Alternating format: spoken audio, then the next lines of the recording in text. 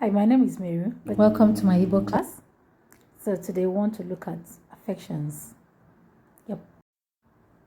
I love you. Ahụrụ m gị n'anya.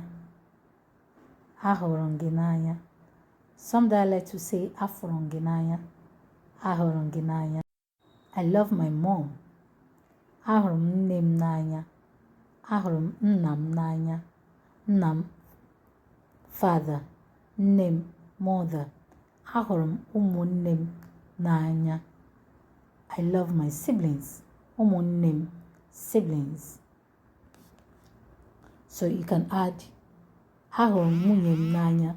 I love my wife.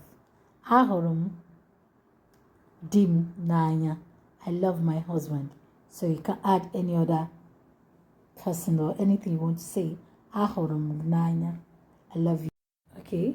Achọrọ m ịhụ gị. Achọrọ m ịhụ gị. I want to see you. Ana m eche maka gị. Ana m eche maka gị. I am thinking about you. Ana m eche maka gị. Ana m eche echiche gbasara gị. I am thinking of you.